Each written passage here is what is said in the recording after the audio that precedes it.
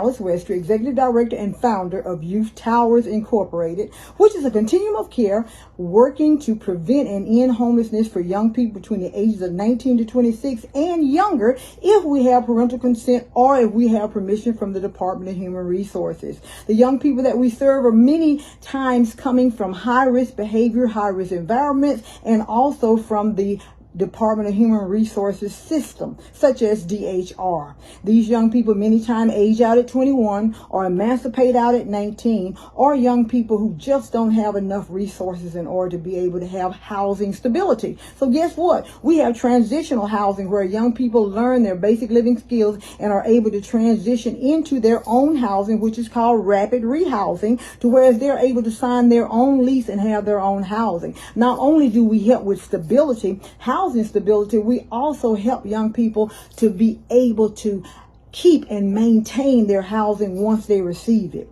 If we meet a young person and they may not need housing stability, but they may need job help, attaining employment, they might need help in writing resumes, or they may need help in just some of the basic living skills that many of us take for granted. So guess what? Youth Towers is there to fill in that gap. We are there to help that young people have the best possible life possible. Yes, we do have a website, www.youthtowers.org. You can reach us on our office cell at area code 205-234-9972, and we have a downtown office too.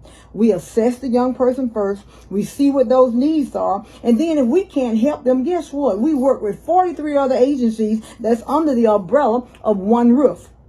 So guess what? We're not alone. You may see one person here advertising for help and assistance with young people 19 to 26 to prevent and end homelessness and younger with permission. But also we are a team. We collaborate with others. We work well with others. So help us help them stay off the streets. That's Youth Towers Incorporated, preventing and ending homelessness in our lifetime. Thank you for the opportunity.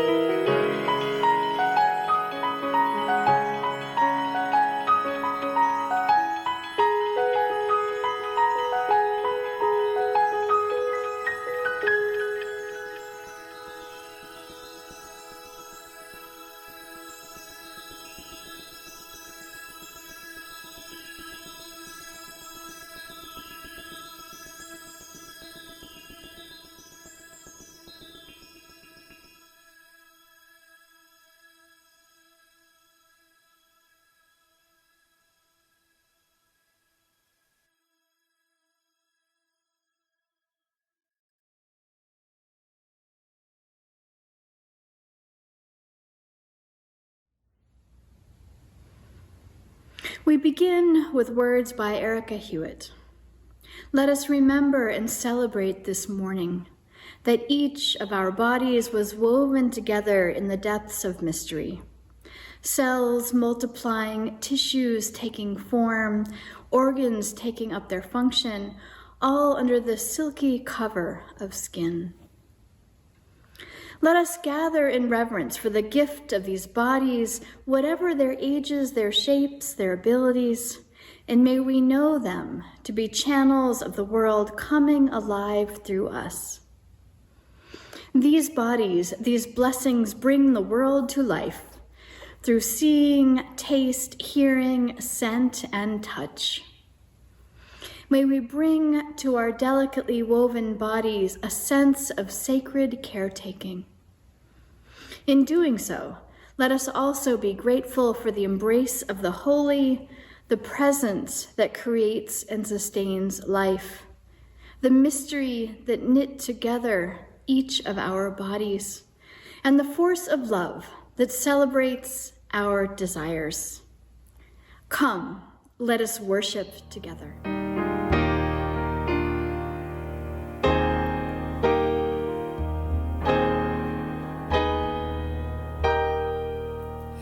When our heart is in a holy place, when our heart is in a holy place, we are blessed with love and amazing grace. When our heart is in a holy place, when we trust the wisdom in each of us, every color, every creed and kind, and we see our faces in each other's eyes, then our heart is in a holy place. When our heart is in a holy place, when our heart is in a holy place, we are blessed with love and amazing grace. When our heart is in a holy place, when we tell the story from deep inside, and we listen with a loving mind, and we hear our voices in each other's words, then our heart is in a holy place. When our heart is in a holy place, when our heart is in a holy place, we are blessed with love and amazing grace. When our heart is in a holy place, when we share the silence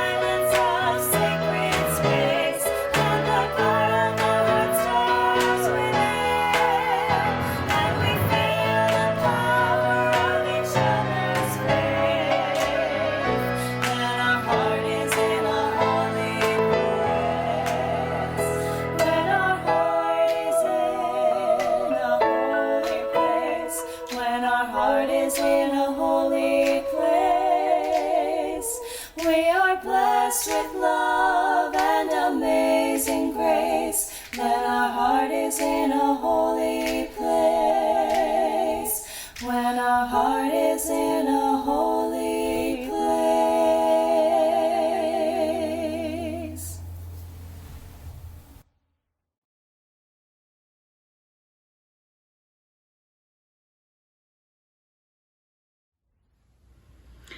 When we gather together, we light the chalice, a symbol of our Unitarian Universalist faith. The chalice reminds us that we are connected to a much larger religious tradition that stretches out of the past, reaches around the world, and leans into our shared future.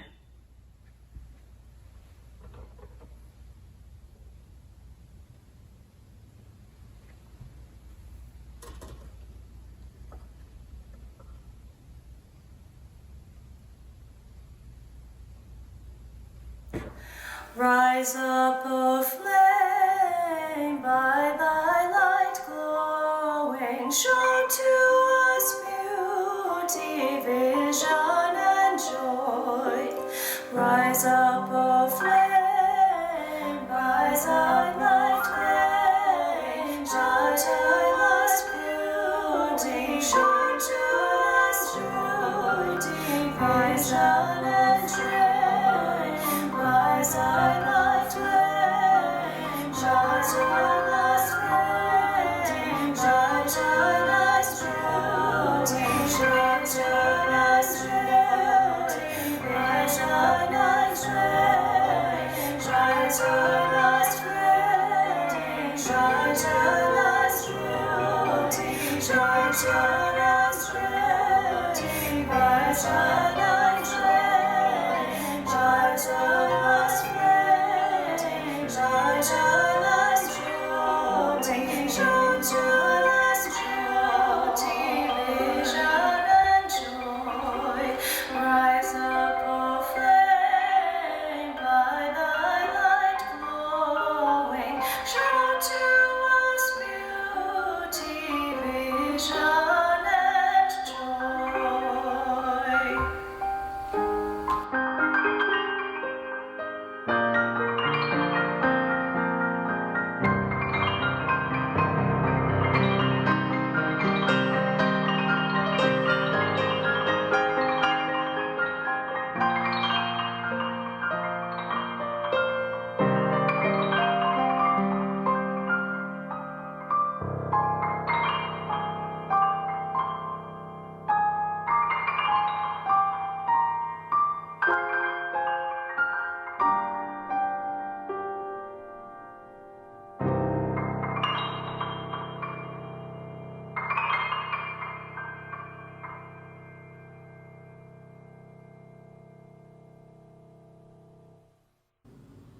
Our church is supported by those who call our church home, and by those who support the efforts of our church to change our world for the better. We share our cash plate every Sunday with organizations whose work reflects UU values: to care for marginalized persons, advocate for real and systemic change, defend our environment, and promote justice and equity for all. This month's Share the Plate recipient is Youth Towers, a 501c3 organization focusing on assisting youth ages 19 through 26 who are aging out of the foster care and state care programs.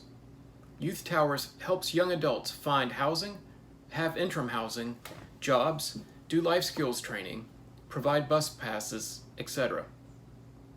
95% of young adults served are kids of color, and close to 40% are LGBTQ. During this time of social distancing and online worship, please know that church expenses continue.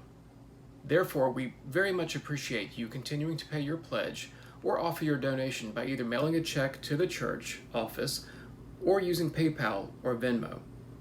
Our Venmo account is at UUCBHAM. Please designate whether your offering is for the church or Youth Towers. Thank you for your generous support of the church and our Share the Plate recipient. May we give in love and in hope.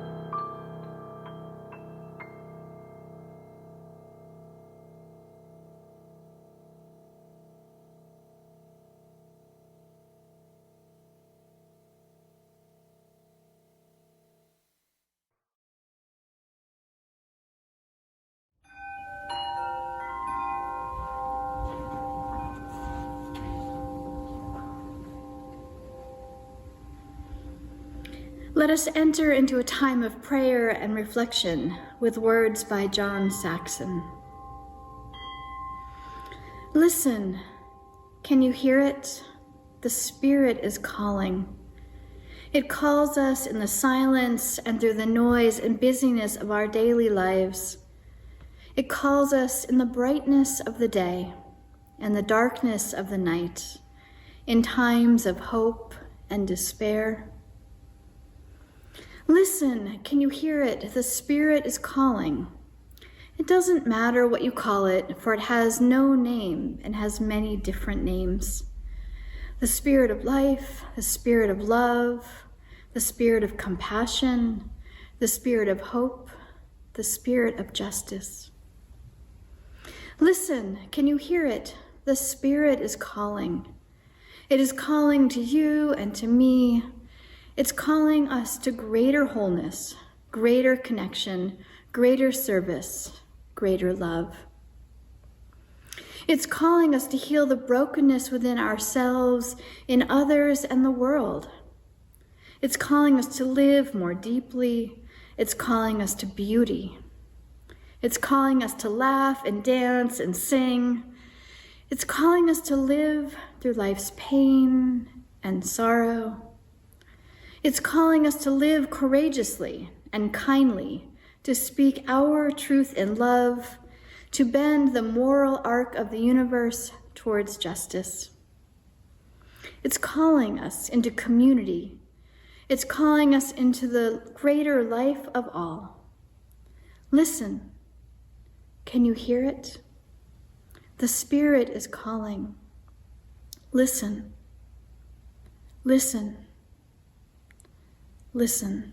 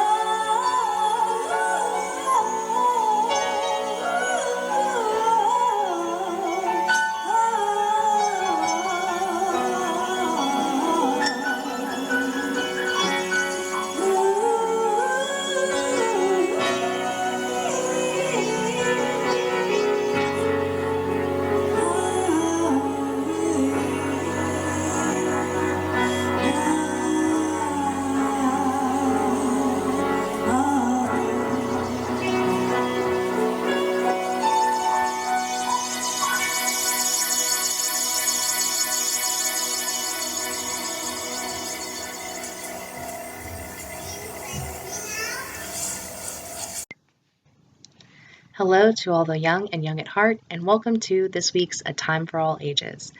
Over the course of this summer, I've had the opportunity to share a lot of my favorites with you guys, but today I'm going to share my number one absolute 100% top favorite, Corduroy.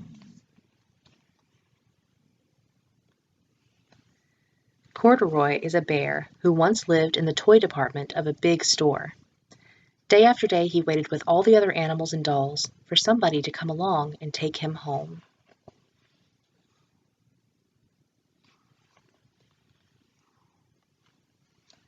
The store was always filled with shoppers buying all sorts of things, but no one ever seemed to want a small bear in green overalls.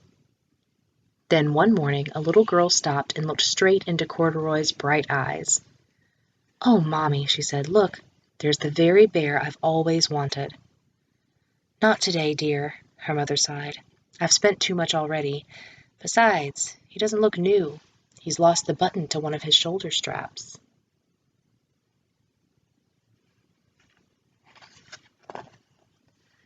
Corduroy watched them sadly as they walked away. "I didn't know I'd lost a button," he said to himself. "Tonight I'll go and see if I can find it." Late that evening, when all the shoppers had gone and the doors were shut and locked, Corduroy climbed carefully down from his shelf and began searching everywhere on the floor for his lost button.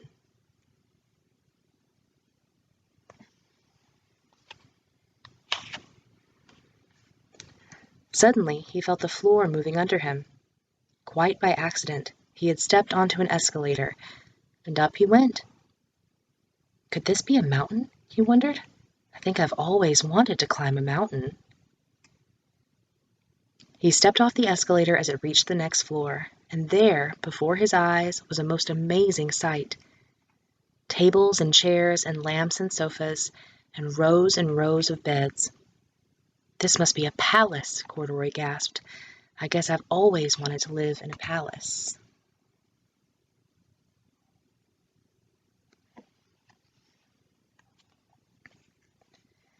He wandered around admiring the furniture. "This must be a bed," he said. "I've always wanted to sleep in a bed." And up he crawled onto a large, thick mattress. All at once he saw something small and round.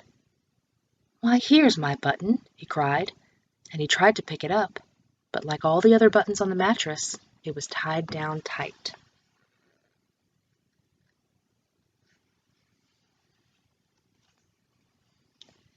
He yanked and pulled with both paws until, pop, off came the button, and off the mattress Corduroy toppled, bang, into a tall floor lamp. Over it fell with a crash. Corduroy didn't know it, but there was someone else awake in the store. The night watchman was going his rounds on the floor above. When he heard the crash, he came dashing down the escalator. "Now who in the world did that?" he exclaimed. "Somebody must be hiding around here."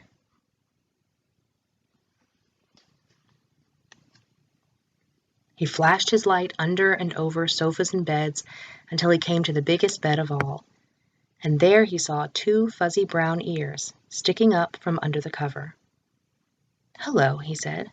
"How did you get upstairs?"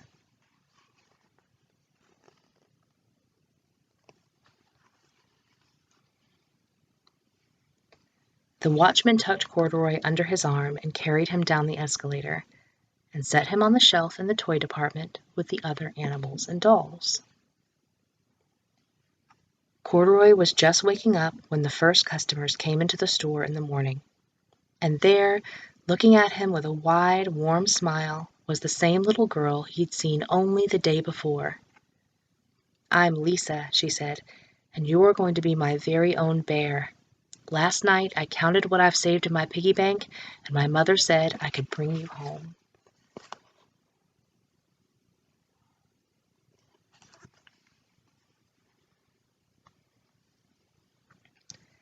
"Shall I put him in a box for you?" the saleslady asked. "Oh, no, thank you," Lisa answered, and she carried Corduroy home in her arms. She ran all the way up 4 flights of stairs, into her family's apartment, and straight to her own room. Corduroy blinked, There was a chair and a chest of drawers, and alongside a girl-sized bed stood a little bed just the right size for him. The room was small, nothing like that enormous palace in the department store. "This must be home," he said. "I know I've always wanted a home." Lisa sat down with Corduroy on her lap and began to sew a button on his overalls. "I like you the way you are," she said, "but you'll be more comfortable with your shoulder strap fixed."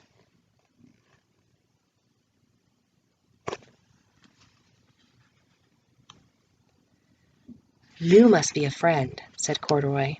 "I've always wanted a friend." "Me too," said Lisa, and gave him a big hug. We all have something that makes us a little bit different, like Corduroy's missing button. But sometimes the thing that makes us different and that can make us feel like we're not so special is the very thing that makes you so special. So I just want to let you guys know that we all love you very much, missing buttons and all. Have a wonderful week. And now let's sing our principal song together. One, each person is worthwhile. Two, be kind in all you do. Three, we help each other learn. Four, and search for what is true.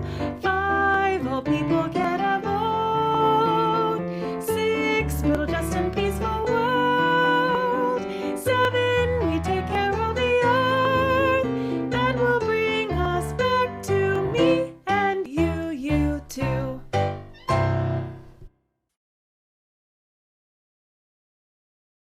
By Gordon McKeeman. How does one address a mystery? Cautiously.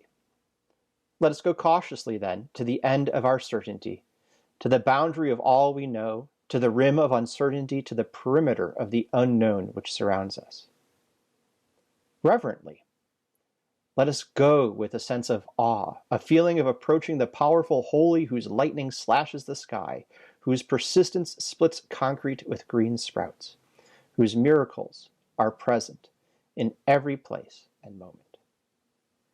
Hopefully, out of our need for wholeness in our own lives, the reconciliation of mind and heart, the conjunction of reason and passion, the intersection of the timeless with time. Quietly, for no words will explain the inarticulate or summon the presence that is always present, even in our absence. But what shall I say? Anything. Any anger, any hope, any fear, any joy, any request, any word that comes from the depth of being addressed to being itself. Or perhaps nothing. No complaint, no request, no entreaty, no thanksgiving, no praise, no blame, no pretense of knowing or of not knowing. Simply be in the intimate presence of mystery, unashamed, unadorned, unafraid. And at the end, say amen.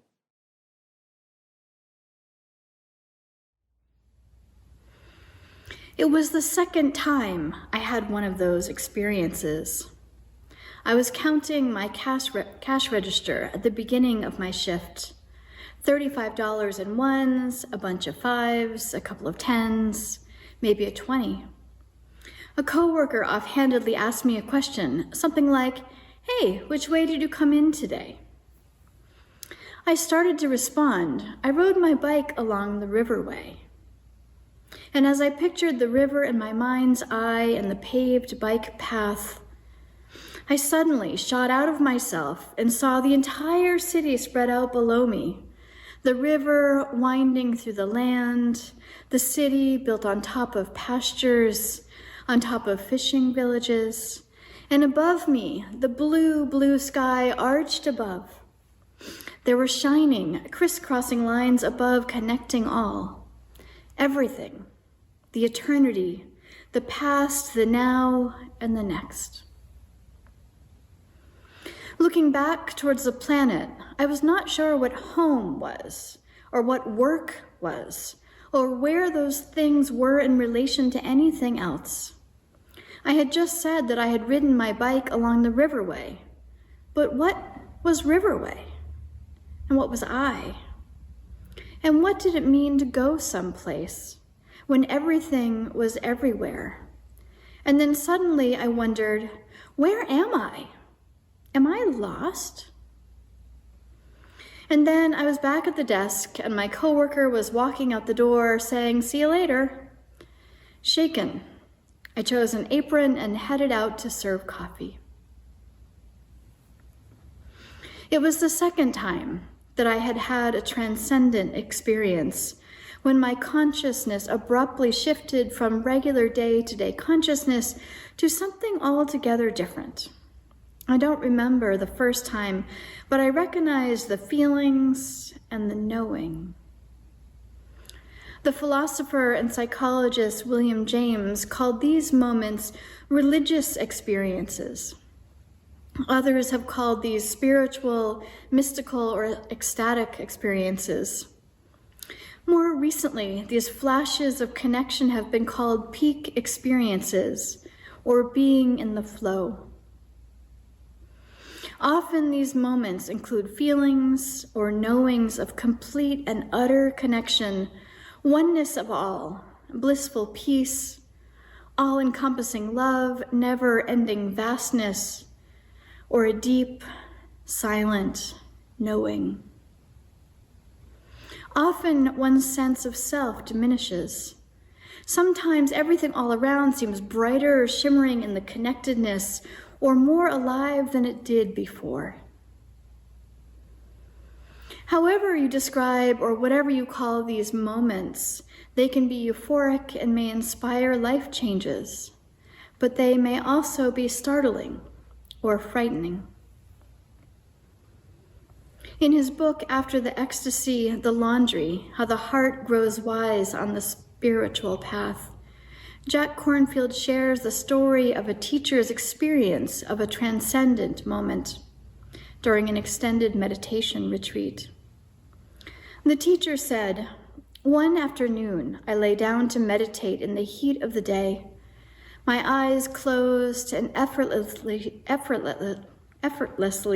there was an awareness of all the sensations of this new posture. All the perceptions floated by, arising and vanishing like bubbles in soda. I felt myself letting go into this, and the perceptions came even more quickly, as if the universe was rapidly pulsing, now becoming pulses of light like fireflies." Kornfield's teacher continued, "A moment of fear came and went. Then my mind opened and somehow fell down, and all was totally silent. Beyond silence. There was no me, no experience, nothing, no words to put on this, only a knowing. The world rested in an ocean of peace, out of which all appearances arise and vanish. It was stunning," he continued.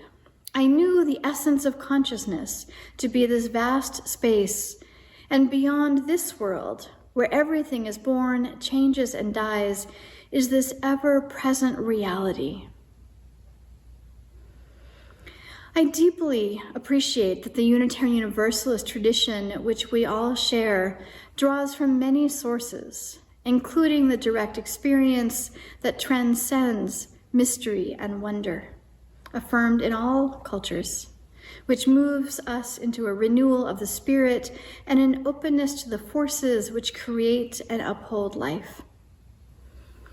These wondrous moments of connection are the direct experience of mystery, the holy, that which connects all. There is a wide range of these experiences, encompassing monumental, life-altering moments to states of high focus and everything in between. There is nothing unique about these direct experiences of mystery and wonder. They seem to be quite common, even if we don't speak about them very often. Each one of these moments, though common, may be extraordinary for the person experiencing the moment. It seems that human beings have had and sought these mystical encounters throughout time. Some say that the paintings in the caves of Lascaux were an attempt to step outside ourselves into something else. We have been trying to recreate these moments for hundreds of thousands of years through various ecstatic techniques, such as strenuous dancing, chanting, repetitive drumming, fasting, self-inflicted pain, sensory deprivation, meditation, or mind-altering medicines. Over the past 5 centuries, Western culture has gradually marginalized and pathologized these moments of ecstasy and religious experience. These mystical and contemplative branches of many religions where these moments are welcomed were hidden and ostracized. However, we have continued to experience spiritual ecstasy. Many have found deep meaning in these moments of transcending the self and connection to everything. Neuroscience research has shown that during transcendent states, there is a decreased activity in the area of the brain that locates the self in space and distinguishes it from everything else. When information from this part of the brain decreases, the brain can no longer separate the self from the surrounding environment. It is why people feel their sense of self diminish while also feeling connected to everyone and everything around them. Years ago, I inadvertently experienced self-transcendent states in dance clubs. At the time, I thought I was simply having fun with friends, but I also remember feeling connected to all the other people in the club and the whole world.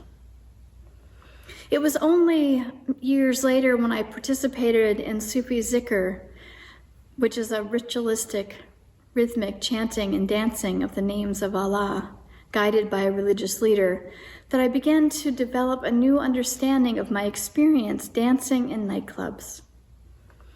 I came to understand that dancing in Western society was a socially acceptable way to experience religious ecstasy. I have come to believe that many of us, raised in white supremacy culture under patriarchy, lost the religious context for self-transcendence when we shunned the mystical branches of religious practice. Passionate religious experience was especially frowned upon by early Unitarians in New England. It wasn't until much later that the Unitarian Universalists welcomed direct religious experience as a source of inspiration. In her blog post, Unleashing the Joy of Transcendent Experience, author and mystical poet Cheryl Eckel wrote, "It is universally accepted that peak experiences are brief, but extremely intense, blissful, meaningful, beneficial experiences of expanded identity and union with the universe." She continues, referring to the work of psychologist Abraham Maslow. She writes that Maslow believed that healthy individuals who have mystical experiences may offer useful and insightful observations that could help us light our own path through the mundane to the transcendent. I often wrestle with a focus on mystical experience and transcending oneself when the world in which we live is filled with oppression, injustice, mass shootings, capitalism, climate destruction, and all the other horrors. How do I balance the need to diminish these social sins with the seemingly self-centeredness of mystical experience? But I wonder if we in Western culture shared our personal mystical experiences with each other, if we talked about what it feels to know that all is one, if we recognized these moments as valid and truthful, I wonder if we might begin to move away from our individualistic outlook into a more inclusive, connected, and communal outlook. If we all knew deep inside with an unshakable certainty that the entire universe is one interdependent experience, might we work to undo the damage we have done? Might we work to care for each other and for the earth? I pray that this is so, for she is us, and we are her. We are the earth. We are of each other. Blessed be.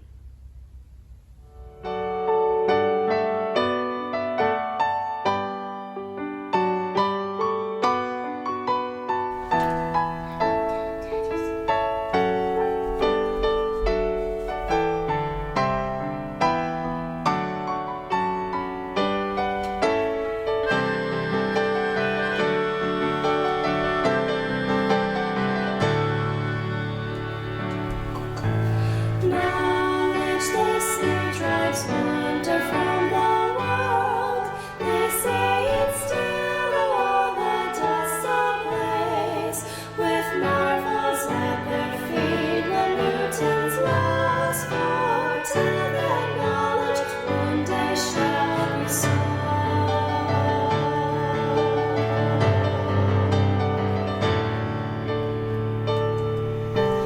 We sing like children wandering by the shore, gathering pebbles colored by the wave, while the great sea of truth from sky to sky stretches before us, boundless, unexplored.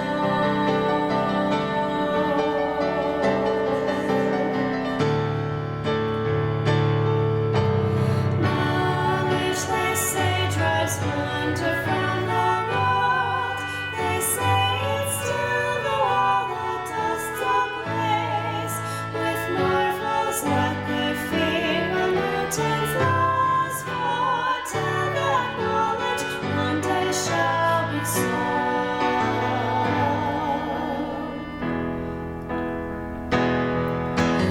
One day our knowledge shall be solved.